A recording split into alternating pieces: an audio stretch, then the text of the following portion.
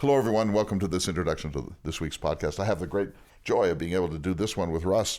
Russ Eagle is across from me. We're in Missoula at the moment after 2 exhausting weeks hosting the humanities retreats up at Lochsa Lodge, one on Shakespeare and the other one on Edward Abbey and Henry David Thoreau. You should check those out at ltamerica.org and sign up for our newsletter. And if, for that matter, if you can contribute to our success, we would be delighted and deeply gratified. So, Russ, Lewis and Clark has mattered to you for a long time. You've been a member of the North Carolina chapter of the Lewis and Clark Foundation.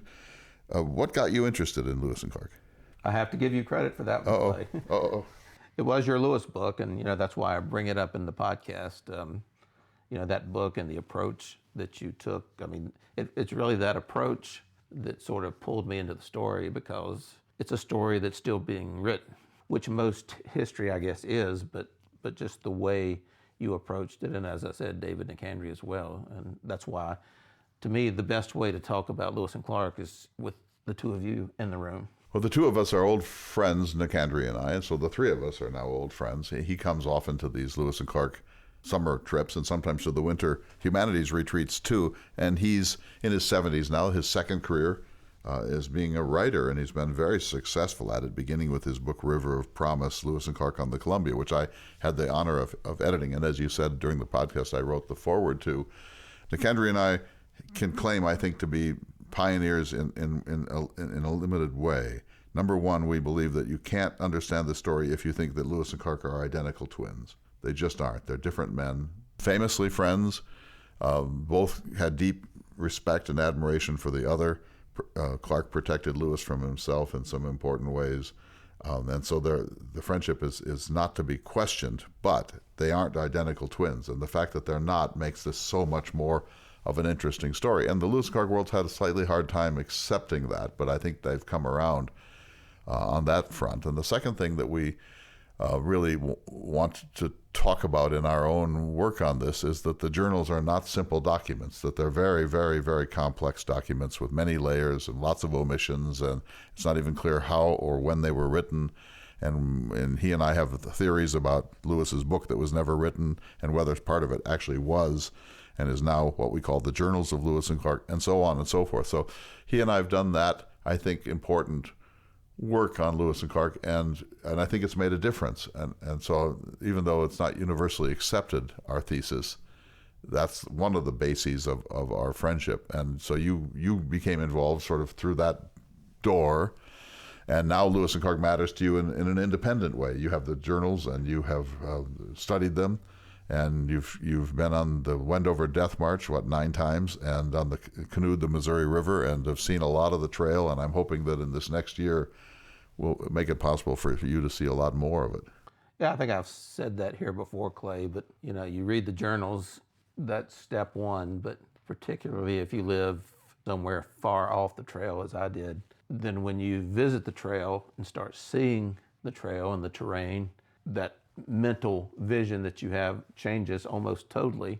And then if you read a book like Dan Flores' American Serengeti, then you realize that your picture is still far from complete. So it just never stops. I've written about that. As you know, I edit the Lewis and Clark Quarterly called We Proceeded On, and I write an essay for every one. And I'm very proud of those essays, actually. And I've said a number of times, just along the lines that you're saying, that you have to be there to understand it. You have to second guess the story and not simply take it as gospel. And that it's in all of our interests to read the journals in a kind of new, painstaking, and even literary texts way, and that this is going to be the next sort of source of enrichment. And Nicandri has been a pioneer in that. Thomas Slaughter was a pioneer in that way. Albert Furtwängler was an earlier pioneer, and I'm happy to count myself a little bit amongst that group. As the editor of the journal, I've been trying to bring new voices in, and I'm really pleased that I have been able to do that. So people should subscribe. They can go to Lewis and Clark Trail Alliance, Great Falls, Montana. It's a small fee to subscribe. You get some meetings if you want them, and there's an annual meeting you can come to, and then there's a quarterly, glossy, 40 to 70 page journal that I edit and have great joy in editing. So I can't wait, Russ. This has been, it's in a sense, I've been preparing all my life for this year's journey. Steinbeck is a huge interest of mine, but it has not occupied as much of my life's energies. And I'm writing more about Lewis and Clark, and I'm hoping that this will spur me to get this book on the dynamics of the journals done. I'm also, at your suggestion, going to keep a Lewis-like journal along the way. So I'm going to try to use his phraseology and his sort of literary affectations or his literary style to have a brief daily journal entry in the manner of Meriwether Lewis. I think that will be a great discovery mechanism for me about how he writes and what he manages to describe and what he does not describe. And I'm going to fill in the places where he went silent and see what that feels like. So much is coming. We should go to the show, but people should contribute to the success of ltamerica.org if they can. It's easy to do.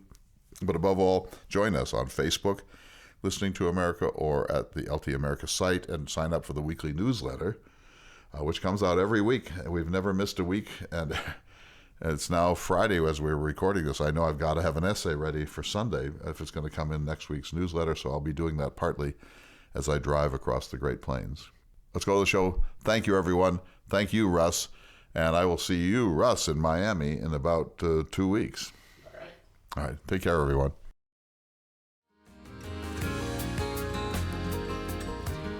Hello, everyone, and welcome to this week's edition of Listening to America with Clay Jenkinson. This is Russ Eagle, your guest host this week, and we have a special guest with us, backed by listener request, and also to help us to usher in Clay's upcoming trip along the Lewis and Clark Trail. I'm pleased to have in front of me President Thomas Jefferson. Welcome back to the show, Mr. Jefferson. Thank you, citizen. It's great to be here. I assume things are still cold up on the mountain in Virginia, but I'm sure you're making plans already to get peas in the ground. Yeah, the first lettuce usually comes in early February, and you put in peas one a week, one row per week. I try different varieties of peas. Peas, as I think you know, are my favorite of all vegetables. And so I sometimes grow 5 or 10 or even more varieties, but every week I plant a thimbleful of lettuce along one row, and as the spring goes on, peas, and then, of course, everything else. The spring comes pretty early up on the mountain. And speaking of mountains and cold, Mr. Jefferson, we've just spent a couple of weeks out on the Lewis and Clark Trail, celebrating the Lewis and Clark trip, among other things. And I just wonder, we're approaching the bicentennial of your death. Does it surprise you in any way that the trip that you sent your protege, Meriwether Lewis, on is still a celebrated and cherished part of American history, and that thousands of people still identify it, still try to retrace their journey across the continent? Yes, to a certain degree, surely. I knew that what Lewis and Clark were doing would have historic signification because they were the first white people, so far as we know, to penetrate all the way to the source of the Missouri River and then go down the other side of the Rocky Mountains to the Pacific. So that was a voyage of historic importance. We remember Captain James Cook for his voyages in the 18th century, and we remember Magellan and Columbus and Henry Hudson and a whole range of others. So those who are true discoverers do etch their name in history. As you perhaps know, I preferred to call it the Lewis expedition. Lewis was my protege, and he in turn chose Clark. But I have a question for you. You say you've been out in the West. Were you on the Pacific side of the Continental Divide or the Atlantic? Actually, Mr. President, we traversed the Continental Divide. We spent a little bit of time on both sides. It's very striking up here at what we call the pass, where Lewis and Clark crossed over from the drainage into the Atlantic to the Pacific side. It's still a celebrated location. There's a visitor center there. Again, tributes to Lewis and Clark, and it's a big deal. Interesting. As I'm sure you also know, what I purchased from Napoleon Bonaparte in 1803 was the Louisiana Territory, which was effectively the entire drainage of the Missouri-Mississippi system. So we already, because of the settlement of 1783, were sovereign all the way to the Mississippi River. And now, thanks to Napoleon's impulsive decision to sell all of it to us, That took us all the way up to the Continental Divide, and every drop of water that flowed into the Missouri system was now ours by treaty. Beyond that, once you crossed the Continental Divide into the Pacific watershed, you would have been, in my time, in no man's land. We had claims to it. The Spanish had, frankly, better claims to it. The British, even the Russians had claims to what you call the Pacific Northwest all the way up to Alaska. So that was not incorporated into the Louisiana Purchase. When Lewis passed through to the other side of the Continental Divide, he changed the speeches that he gave to Native people because he was no longer saying you are in American sovereign territory now. He acknowledged that this was yet to be determined, a kind of a contested landscape. But I will say that I was very certain that in the long run, the United States would control everything from the Atlantic to the Pacific. And if I remember correctly, you sort of had a fascination with the West early in life, did you not? I mean, I think even before your initial foray into politics. Oh, much before that. It came from earliest childhood. My father, Peter Jefferson, was a kind of a self-made man of the overseer class, a mighty, strong, brave, even heroic man, helped to map the boundary between Virginia and North Carolina. In fact, produced the first really useful map of the Commonwealth of Virginia. Went west, slept in trees, was chased by bears, had encounters with indigenous people that were not always entirely harmonious.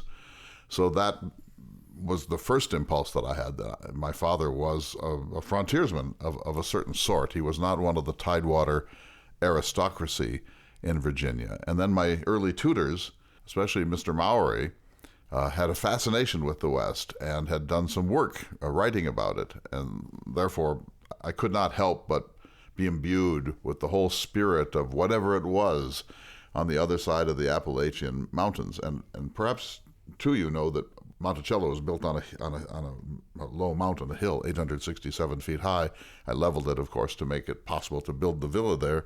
But the portico faces west. I knew the future of our republic would lie in the West. And it seemed to me that the West was a place of almost unbelievable intrigue. You know, we didn't know what peoples lived there. We didn't know what animals and plants were there. I believe that it was still at least possible that the mammoth or the mastodon was grazing out somewhere in the West. There were rumors of mountains of salt and Indians that were essentially the size of pygmies. There were a whole range of rumors and legends and mysteries still emanated from the West. So in your time, you have seen the continent. You know the configuration of the United States. You know roughly the geography of all of its regions. In my time, we had a pretty good sense of everything up to the Mississippi, and very little sense of everything beyond the Mississippi. And you mentioned earlier that in your mind, this is the Lewis expedition, even though it's known to us today as Lewis and Clark. What did you think of Captain Lewis's addition, his, I guess, co-command is the way he looked at it with William Clark? I approved of it. I knew that the hazards that this expedition certainly represented, the possibility that the leader of the expedition would die of natural causes or in violence, had to be considered. And there has to be a second in command who's ready to take over at a moment's notice should this happen, should the leader of the expedition become incapacitated. So Meriwether Lewis decided that he wanted an assistant of the highest caliber, and he had an old friend from his Army days in the West, out in the Illinois country, in the Ohio Valley, named William Clark. And William Clark is the younger brother of the famous Clark, George Rogers Clark. And when Mr. Lewis proposed this to me, I cheerfully acquiesced. However, he somewhat impulsively, and this I'm afraid to say is one of his characteristics, told Clark that he would be a full captain, that he would be equal in every way.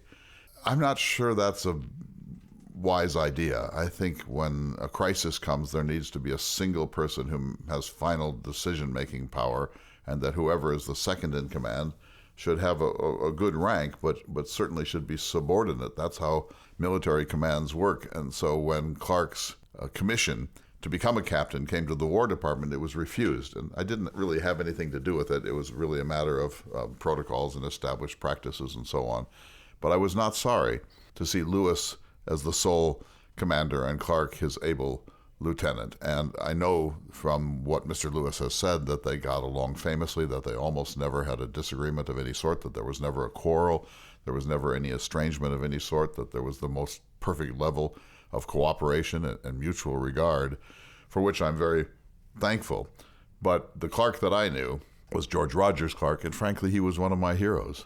He helped to win the West. If it hadn't been for his activities in the Ohio Valley during the War of the Revolution, our boundary might be at the Appalachian Mountains rather than all the way to the Mississippi. And so he was somebody that I looked up to, and I almost had a worshipful feeling towards him, and I felt really deeply chagrined, even guilty, that after the war was won, Virginia never fully compensated him for all of the extraordinary expenditures that he had had to take on his own shoulders.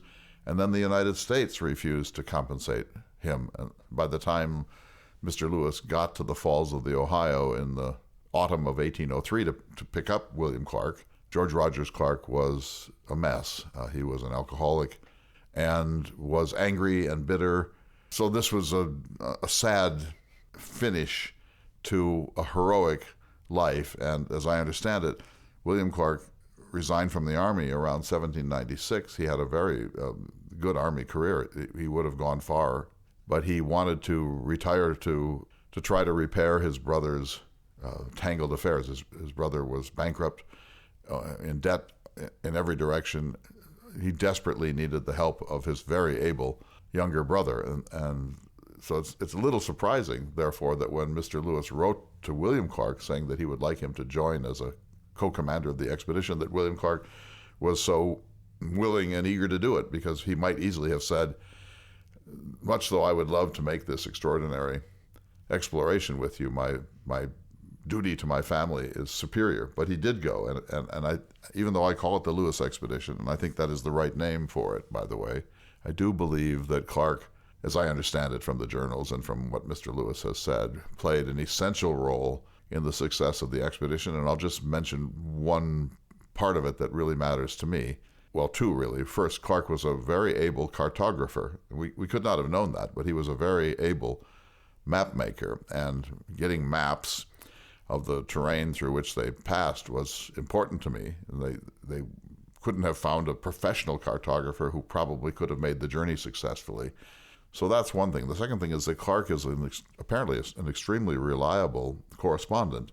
And so he kept a journal for almost every day of the 28-month journey. And I'm sorry to say, my protege, Mr. Lewis, was silent for a very significant portion of the expedition, including some critical episodes and adventures. So Clark saved the record of the expedition by being a more reliable journal keeper than his commander.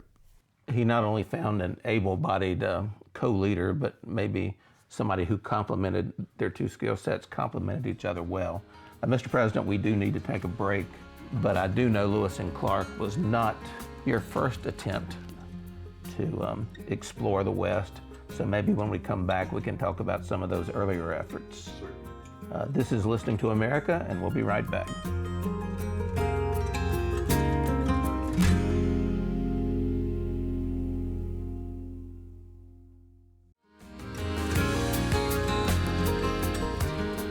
Welcome back to Listening to America. We're talking this week with President Thomas Jefferson, in particular about the Lewis and Clark expedition. But Mr. President, you mentioned in the first segment that you had, from early in your life, a long fascination with the West, and you had been working to spur exploration of the West long before Lewis and Clark. What were some of your earlier efforts? The fact is, it wasn't until I became the third president of the United States that I was able to make this expedition happen. The presidency has many burdens, but it also has a few perquisites.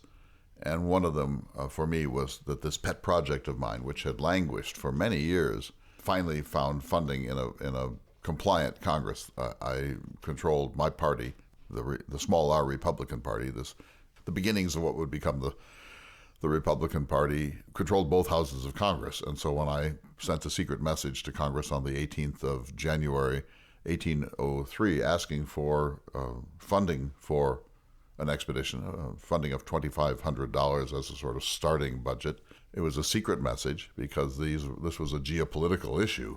There were many claimants to the American West, and particularly Spain, hostile to American interests. And if I had sent this bill openly to Congress, there probably would have been more formal denunciation by the monarchy of Spain, or even perhaps by Great Britain. So it was a secret message to Congress. Congress dutifully supplied the $2,500, and that became the seed money of what would be the expedition. In the end, it spent more than 10 times that, and that was expected, by the way. That would not be considered something like cost overrun. But that was how it finally happened. Earlier, in 1786, just after the war, I wrote to George Rogers Clark, my hero, and I was wanting to do something for him that would show the gratitude of the nation to the work that he had done on behalf of our independence, especially in the West.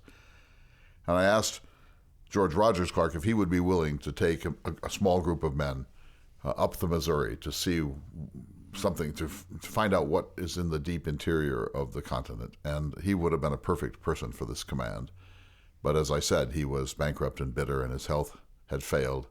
With some acrimony, he wrote and said he could no longer really contemplate doing this. But then I received another letter from him later, in which he said, but I have this younger brother, William, who's a very able young man. And if you ever could find some project for him, or some work for him, or some responsibility in your government, it would be a source of gratitude to the Clark family. So I kept that in mind. But I repeat, I did not choose William Clark. I didn't even suggest that. Apparently he and Lewis had been friends back from their army days in the West. So 1786 was the first attempt, and it failed. The second attempt came in 1787 when I was in Europe. I was the American minister to the court of Louis XVI. I met many Americans who passed through Paris over those years. I was there for 5 years, 1784 to 1789. And in the middle of that, a young Connecticut Yankee, of extraordinary young man named John Ledyard, came to visit me in Paris. He had been on Cook's third voyage and had actually written an account of that. That was the fatal voyage in which Captain Cook was killed by natives in the Hawaiian Islands, the Sandwich Islands. And Ledyard and I had many extraordinary evenings together over French wine, talking about the West, talking about the world, talking about adventure. And together we cooked up a plan. It may seem quixotic to you, that he would walk around the world. He was willing to do it.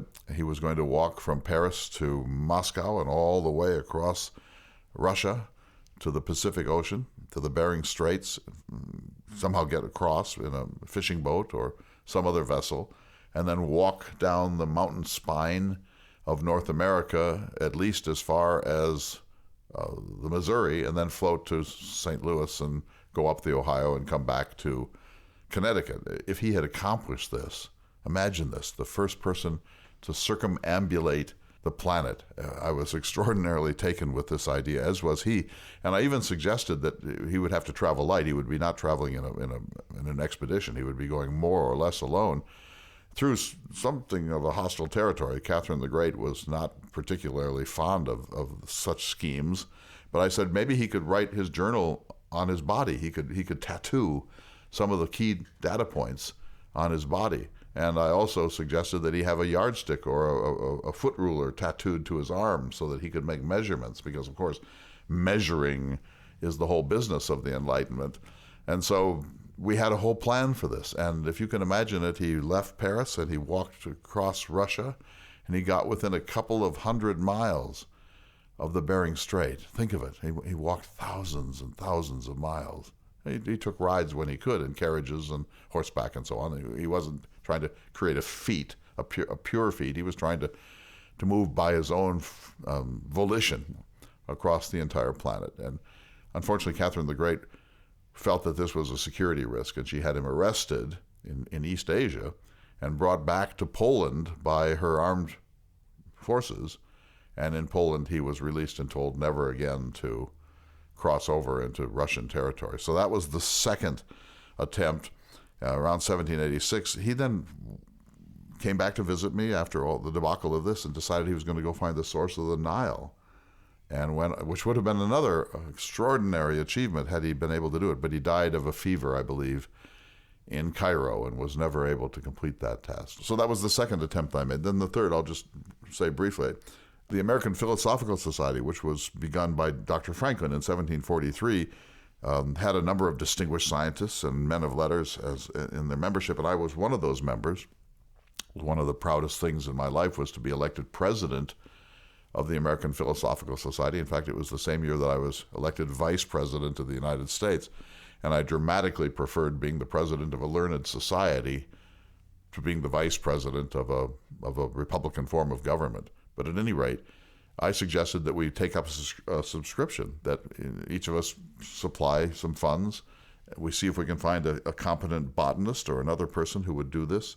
And we raised a good deal of money. Alexander Hamilton offered some money.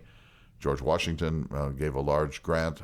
I did also, and others. And then we found a Frenchman by the name of André Michaud, who was a very able botanist, was willing to do it. And so we hired him. I wrote the instructions, which in a certain sense were the first draft of the instructions I would write for Meriwether Lewis in June of 1803. But Michaud started out. Unfortunately, this was during the most disruptive point of the French Revolution, and he was in some ways attached to Citizen Genet, who was the French envoy to the U.S., who caused so many problems for us. And George Washington finally had to have Genet recalled. And Michaud had gotten wrapped up in some of this, and he was somehow involved in geopolitical activities in the Kentucky area. And we decided we could no longer employ him, that he had taken his focus away from the thing that we needed. And now he represented, and we weren't quite sure how, something of a security risk to the United States. And so that American Philosophical Society attempt in 1793 failed. And you might have thought that at that point I would give up, but I will never give up on something of this importance.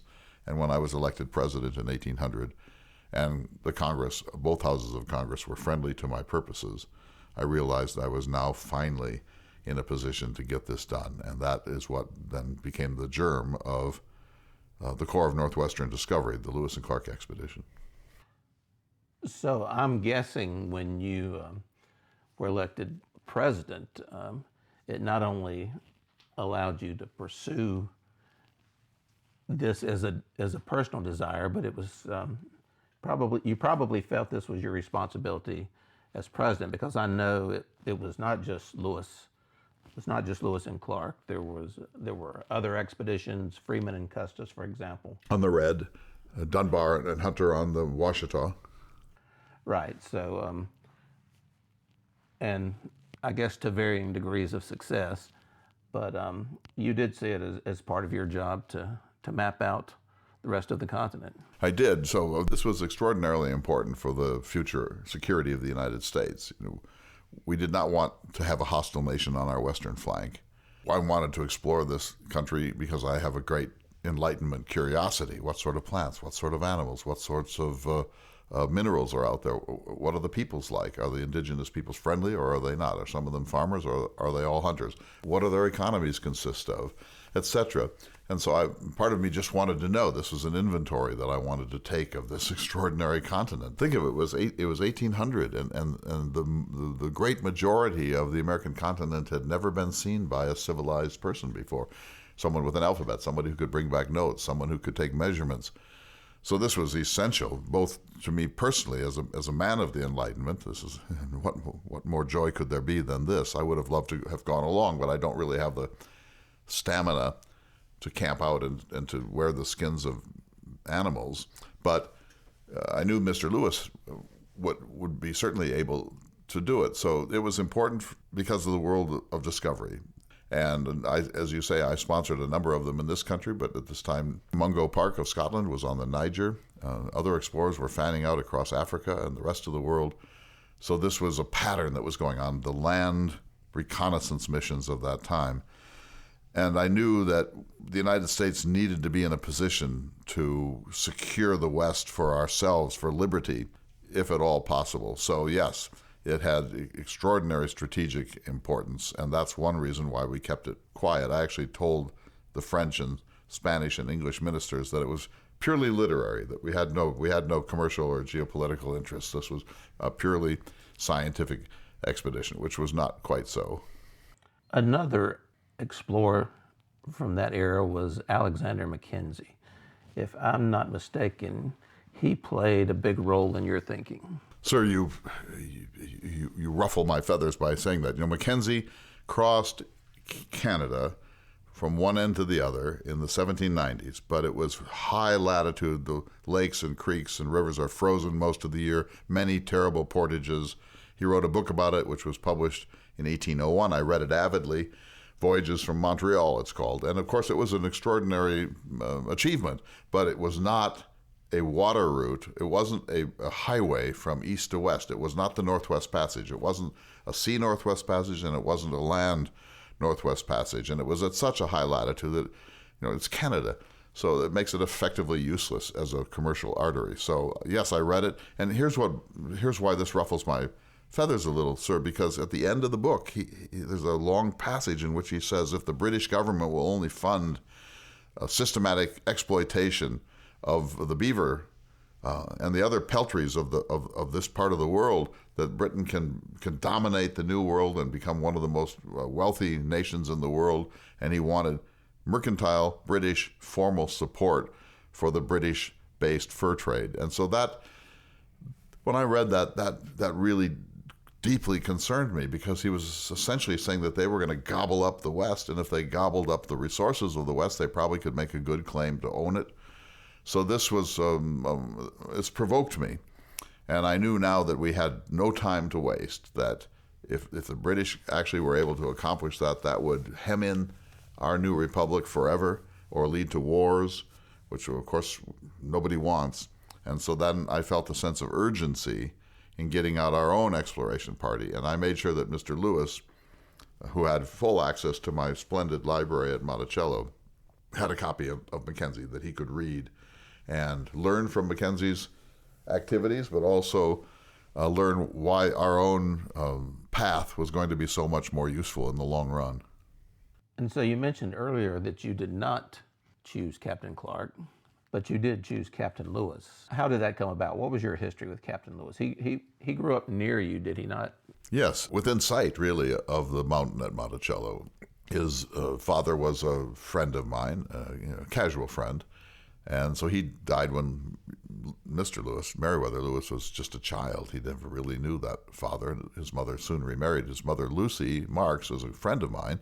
In fact, she used to supply hams and turkeys for the tables at Monticello. And she also had a reputation of being a kind of a midwife or an amateur physician. She knew the herbs and simples and natural remedies for things, and had quite a reputation in that way. So I'm a great deal older than Meriwether Lewis. He would be young enough to be my son. I knew of him early on, and what I learned was really quite remarkable, that he had this kind of unbelievable stamina, that he would go out hunting for several weeks at a time in the Appalachians or Allegheny Mountains and sometimes come back barefoot, and he could track some of his movements, blood from his feet, and that he stood up to a bull in the middle of a field, and that he had some kind of courage, maybe possibly reckless courage, but that he had wilderness skills, and that he was a natural in the outdoors, that he knew his way around a bivouac, a campfire, a camp deep in Indian territory, that he really understood all of the things that would be required to survive. So I was interested in him, and he had actually applied when he was 18 to go on the Michaud expedition that proved to be abortive. But he applied to me, and I so wanted to be able to let him do that, but he was just a young man at that time and not ready for such a command. And so I put him off, and then he bided his time. And when the moment came, I decided to pick him. First of all, I became president of the United States on the 4th of March, 1801, after a protracted constitutional crisis over the Electoral College and so on, not worth discussing here. But the fact that I couldn't start my administration until deep into the spring of 1801 made it hard for me to fill offices, because suddenly I had to scramble in the transition. I couldn't have known until late in February that I would be president. It was that clouded in the House of Representatives. And so I wrote to Mr. Lewis, who was out in the West, and offered him a role in my administration to be my private secretary. So I would pay him myself. It would not be paid by public funds. He would live with me if he wanted in the president's mansion, the president's house in Washington. In fact, he did. He lived in the East Room for 2 years, more than 2 years, during his time as my aide-de-camp and my private secretary. I didn't really give him many duties because I write all of my own correspondence and so on, but still he was there, and he handled a number of important things, some sensitive for me. He carried messages to Congress. So I knew that he was a man of extraordinary talent. I could not have chosen a better person, I think, to lead this command, because the person has to be able to survive, number one. The person has to be able to write English and to observe plants and animals and not reinvent the wheel, not describe something that has been known for 4 years or 400 years for that matter. And so I knew that he had all of those capacities. The problem, if I may point tenderly towards it, is that Mr. Lewis was a hypochondriac, by which I mean not that he didn't think that he had this disease or that. That's your definition of it. Our definition of hypochondriac was that he was mentally fragile, that he suffered from what I called sensible depressions of mind, that he had bouts of the blues. And unfortunately, he also used alcohol as a coping mechanism. And of course, nothing could be a worse coping mechanism for somebody in depression than that. And I noticed this during the White House years. I noticed that he sometimes drank too much. I tried to, give by example the practice of moderation in all things, which is how I try to live my life. I don't believe I was ever intoxicated in the whole course of my life. And I hoped, frankly, that this great journey would cure him of all of his mental fragility, because, he's going to be the Captain Cook or the Magellan or the Columbus or some extraordinary, important person in the history of exploration. And I felt that the journey would almost certainly be beneficial to him and maybe cure him. So I have no hesitation in saying that I made the right choice in choosing him, but I will say in retrospect that he made the right choice in choosing Clark to be his assistant. Well, Mr. President, we thank you for joining us. We hope you'll come back soon. This is Listening to America, and when we come back, Clay Jenkinson will join us.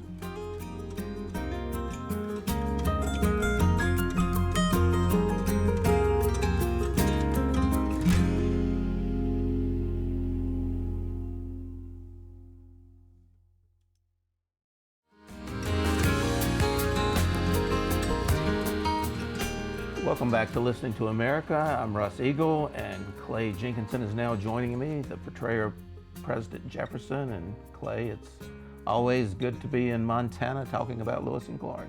Yes, we're in Missoula today. We just finished 2 weeks up in the Bitterroot Mountains at a place called Lochsaw Lodge, Humanities Retreats, one on Thoreau and Edward Abbey, and the second one on Shakespeare, As You Like It, and King Lear. 2 wonderful weeks. I know you love it up there just as much as I do. The lodge is so great. The Lochsaw River's right there. Lewis and Clark came straight past the lodge on their way up to the ridge where they would find the ancient buffalo trail that got them through the Rocky Mountains to the Columbia Plateau on the other side. And it's a marvelous place to spend a few days in the winter, and we get now to spend a couple of weeks there.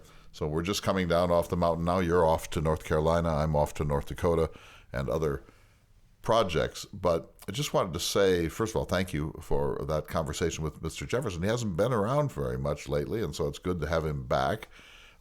Always, I think our viewers, our listeners are constantly asking for more of the Jeffersonian and more actual appearances by President Jefferson. So I so appreciate that. I usually am hosting the program now, so I can't both host and be some guy in tights at the same time. I also wanted to say that, Mr. Jefferson didn't mention this, but I'm sure he would have. that Meriwether Lewis committed suicide 3 years after the expedition. And not only was that a personal loss to Jefferson, but a loss to the nation, a loss to history, because Lewis had never written his book, that this was a melancholy ending to what was otherwise a really extraordinarily successful expedition. And of course, we don't know why Lewis committed suicide. I have some theories, but that's neither here nor there. That's always a mystery. But he did leave a gap. He did leave things in a lurch. And Jefferson was not, of course, he felt deep sympathy for poor Lewis. He did say, though, that he sort of said, I saw this character in him. I saw that he had this mental fragility. I saw the heavy drinking. He wasn't trying to distance himself from the tragedy, but he did try to explain it. He wrote the first preface, the first biographical sketch of Lewis, which appeared as a preface to the 1814 Biddle-Allen edition of the journals.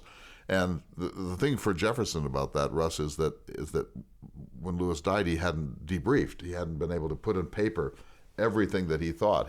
He was planning to do 3 full volumes, and if he had done it, it would be one of the treasures of the world. Even in the fragmentary nature of the journals that we still have, his writing is far the most interesting, the most probing, the most whimsical, the most thoughtful of all the journal keepers on the expedition. So from Jefferson's point of view, the death of Lewis was a blow to the Enlightenment. And Lewis never wrote his book, but you did write your book on Lewis. Yes, I did. It's been how many years now? Oh, my. I think it was published in 2004. It's called The Character of Meriwether Lewis, Explorer in the Wilderness. And I had written a short book long before, was asked to revise it, to reprint it. And I thought, well, if I'm going to ever write my book on Lewis, I better write it now. So I wrote it. It took about a year. I'd, of course, been thinking about it for decades, really. And it was published by the Dakota Institute Press. And if I have any lasting legacy in American history, it'll be that book. I think that book opens some new insights and new ground in Lewis and Clark studies. So one can't tell, but I'm very proud of it. And if someone said, if you could only have one book to place in a time capsule or one book that would represent your work, that's what I would choose, at least so far. And I think that's a good choice. I mean, it is a must-read book, and it is still available. I know you did not ask me to come on here and sell copies, but I did check earlier this week, and you can still... Amazon.com, at least, and other bookstores. Your bookstore will order it, your independent bookstore. Okay, I always try to bring this up just because it fascinates you, but both you and your good friend David Nicandri published books about the same time. His was River of Promise. You wrote the opening for his book. He wrote the opening for yours, and you, both of you, talked about what you called the dynamics of the journal. The dynamics of the journal. Which journals. I think is what really fascinated me. Yeah, I'm so glad, and I know you keep encouraging me to write that book too, and I'm trying to write that one. I think that would be actually an even more important contribution to Lewis and Clark studies. So to put it in a nutshell, the question is, when did the people who wrote journals on the expedition actually write them? Was it Dear Diary every afternoon or evening? Did they do it once a week? Did some of them wait months to sort of remember or recap what had happened? Did they work together? Did they work separately? So that's one question. When exactly were they written? And we've tended to think that they were written like Dear Diary. That is not so. You can see from internal evidence that many times they're writing weeks later, and especially Meriwether Lewis. So that's one thing. The second thing is what's in the journals and what's not in the journals. These are official U.S. government Army documents. So people aren't going to write about their nagging concerns, or if they hate this guy or that person on the expedition, or if they're lonely for their family, or if they have diarrhea, or whatever. So they write the things that should be written in essentially official documents. And so there's so much that we don't know because of that. So we have to read between the lines and see if there are hints, little clues, a word here, a phrase there, a mention of something that nobody else mentions. And if you comb the journals in that way, you discover some rules about what gets noticed and what doesn't. And I'll just give you a couple of them. One is that what gets noticed is if somebody gets hurt. If somebody falls ill or gets hurt, has an accident, that's going to get written up, of course. If somebody feeds the expedition at a time when they're particularly needy for food, that's usually George Drulier, that's going to get written up. In times of plenty, Clark will just say the hunters went out and got deer today. But if they're needing protein and they get one deer, Clark's going to mention the hunter. Another way to get noticed is if you screw up or mouth off or behave in mutinous behavior, and so on. So I made this grid of the criteria for getting noticed. And if you apply that to the journal sort of systematically, you see, oh yes, it conforms. And then after that, then you say, well, what else is there? And then what doesn't get mentioned? For example, I'll give you a famous example of what doesn't get mentioned. John Ordway was the most reliable of all the journal keepers, wrote every single day. And on November 22nd, 1804, they're in what's now North Dakota at Fort Mandan.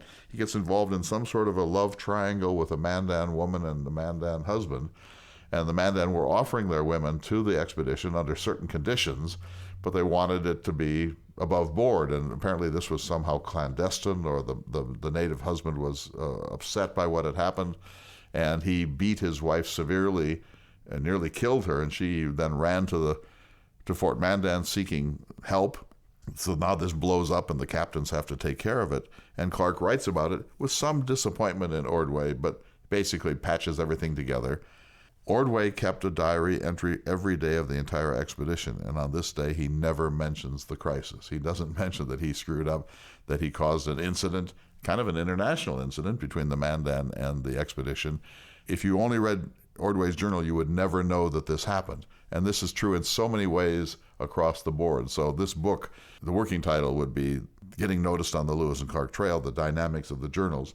But if I can do it, it would be a huge step forward, because, and I mean this without any disrespect, Russ, but you know this is true. Most people who love the Lewis and Clark story read the journals as if they are the sacred record, and that's that. And that they should read them naively. They should accept that as the narrative, and that whatever narrative someone like Stephen Ambrose or David Lavender pulls out is the story. But once you realize how complex the dynamics are, you realize that the story is probably not quite the same as the one that gets told by plucking a detail here and an incident there out of the journals. And so I'm hoping that if I can do this, it will invite everybody to look with a fresh set of eyes at the stories and not take anything for granted, because there's as much that we don't know as that we do know from reading the raw journals themselves. One of the benefits of tagging along with you on some of your journeys is you would have to say almost holy relics that been able to hold, such as Jefferson's handwritten inauguration speech or Steinbeck's Grapes of Wrath manuscript. But another one earlier this year in Chicago, we sat there with the White House Journal. Yes, Joseph Whitehouse kept a journal. It's the only sort of authentic field journal that we have. And it's in rough shape, which is exactly how it should be. He was a leather worker, so he created a leather binding for it. And it has a kind of a wonderful squirrely look, as if it was rolled over by a bulldozer or two. And that's exactly what you would expect of such a transcontinental journey in this kind of weather without Ziploc bags. So I have permission to publish it, and I'm working on that too. But yes, our friendship has been such an essential part of the last 20 years of my life, and we share two enormous interests, well, three really. Thomas Jefferson, I'll take a little credit for that, Lewis and Clark, and John Steinbeck. And you were independently involved in the Steinbeck world long before I became fascinated by him. So we have those interests that overlap, and that's a huge chunk of American life. And so whenever we get to go on these trips together, hiking or canoeing or whatever, I hope you'll join me on my forthcoming Lewis and Clark trip at the places that matter to you most. One thing I really want you to do is to come to Philadelphia when we can look at the original journals at the American Philosophical Society, and I have permission for us to do that, and some of the plants that are at the Academy of Natural Sciences. And so, and by the way, there's one more thing. At the Library Company of Philadelphia, they have Benjamin Smith Barton's book, and Barton had a book that Lewis took with him, borrowed to take to the Pacific and brought back, and it was in good shape, surprisingly, no wear and tear to speak of. And then Lewis wrote on the title page a somewhat pretentious little note saying, "This book was carried all the way to the Pacific and back again, and I now place it back in the hands of Benjamin Smith Barton." I got to see it there 2 years ago, and I have to say, and I know you will agree, it's thrilling. It is just thrilling to hold in your hands an original journal of the expedition, John Steinbeck's manuscript of the Grapes of Wrath, Whatever these archives will put in our hands, it is a delight and even a thrill to hold and see, and it deepens the experience remarkably, as does our summer trip. We do the annual summer trip on the Lewis and Clark Trail. We'll be doing it again this summer. It's almost full, so people who might want to join better do it immediately by going to ltamerica.org. But we actually camp where they camped. I mean, we know without a shadow of a doubt we're camping exactly where they camped, and when we do the Wendover hike, we know we're exactly in their footsteps because we stop at the same spring halfway up the mountain that they stopped at. And so there's a real deep, some sort of visceral joy in that sort of thing. And I know you love that too. And every year, one of the first questions we get is, okay, well, how do we know we're camping where they camped? How do we know we're in their footsteps? We know for several reasons. Their descriptions are really good. So, for example, we camp at a place called Eagle Camp, where Eagle Creek comes in, and they talk about where they set up the camp. So we might be 200 yards away from where the camp was, but we are essentially there. We go to a place called Slaughter Creek, which is also a place they camp twice, once on the outbound and once on the return. These are both in the White Cliffs section of the Missouri River, southeast of Fort Benton, Montana. And so we know beyond a shadow of a doubt that we're camping within an eighth of a mile at most of where they were. There are other campsites that have been ascertained more precisely, and that's usually by digging up the latrines. In the latrines, there's mercury. They were using mercury for a number of maladies, and so mercury passes through your system, and the latrines then have huge concentrations of mercury. And so if that is discovered, you know there was a latrine there, and that's how they found the site of Traveler's Rest near Missoula. And there are people that have found latrines near Fort Clatsop, proving that Fort Clatsop isn't exactly where it's supposed to be, but close. So that's another way that you can determine these things. And of course, if there's an artifact of some sort that they left behind, so much the better. So Clay, we're about out of time, but one last question. Lewis and Clark were famously on a river journey, even though we do spend a lot of time on the Lolo Trail sort of retracing and celebrating the small land portion of their trip. But regardless, you're going to be doing it with an Airstream and a pickup truck. So different, but similar. How do you see that? It's going to be interesting. I'm thinking hard about it, and I've been asking you to help me think about it, and others too. So I have a 23-foot Airstream. I need a new pickup, everyone. So go ahead and send one. I'm going to start in North Carolina, because you and I parked the rig at a winter storage facility there, then go up to Monticello. So, you can't float this on the river, this Airstream. I'll follow as close to the river as possible. And when you get to the Missouri, there are roads that parallel the river on each side. One is called 1804, which is the year they ascended the Missouri, and the one on the opposite on the west bank is called 1806. So I'll stay as close as possible to the river. I also want to get on each of the rivers. So I want to go in Cincinnati or Cleveland or Louisville for, a day or two excursion on the Ohio. I'd like to get out in a boat on the Mississippi. Apparently getting out on a boat in Mississippi is not for the faint of heart. It's a monster of a river. I've done most of this, as you know, so I have flown over the Lewis and Clark Trail, about half of it in a Cessna plane, and taken aerial photographs. I've been in a helicopter over the White Cliffs section once. I've driven the corridor from St. Charles, Missouri to the Pacific at least 3 times, and this will be the 4th. I've canoed, as you know, and kayaked in the White Cliffs section of the river. I've taken the train from Minot, North Dakota to Seattle in many instances, paralleling the Lewis and Clark Trail. So I've had a lot of experience doing a lot of different things, trains, planes, and automobiles. And I would love to float these rivers, but that's not the nature of these Airstream journeys. So the question is, how can I make sure I don't just drive along the roads and look at historic signs? So I know this story well, and as you know, there are more sites for this story than there could ever be for Steinbeck's Travels with Charlie story, so that we know places all along the Ohio, all along the Missouri, all along the Snake and the Columbia, interpretive centers all over the country, more than for almost anything. I think there may be as many as a dozen interpretive centers or museums that have a heavy emphasis on Lewis and Clark. I'm going to stop at all of those. I'm going to interview experts, some of them scholars, some of them just experts. As I go along, I'm going to try to have engagements so that people can come and I'll tell the story that I'm seeing. I want to report on the health of the corridor. One of the interesting things, Russ, is when you go out to take pictures, say at Pompey's Pillar near Billings, it's a beautiful photograph, but you have to sort of aim the camera carefully because there are grain facilities there are rail facilities there, fences and telephone poles and so on. And so you always have to aim to try to pretend that the trail looks the way it did in 1804. I will do that, of course, but I also want to take photographs of the way the trail actually exists in 2025. And I think those kind of then now contrasts are really important. The trail is pristine in Idaho and parts of Montana and parts of Oregon and Washington. It's not pristine anywhere else. Then you are really sharing it with the strip malls, luxury homes, ridgeline houses, communities, cities, television and microwave towers, cell phone towers, bridges, and a range of other industrial infrastructure. And so that makes it less romantic.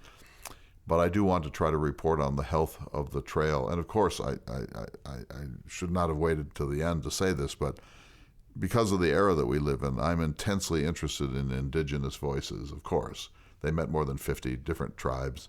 I'm going to spend as much time listening to indigenous voices as I can and making sure that this story that I'm telling is not yet another Eurocentric approach to the Lewis and Clark story. And remind you that you've got a little warm-up trip driving from Santiago to Havana in a few weeks, and hopefully we'll be able to talk about that, but we are out of time right now. Cuba. It was a lot of fun talking with you and with Mr. Jefferson, and we will look forward to hearing more about your preparations and eventually your adventures on the Lewis and Clark Trail.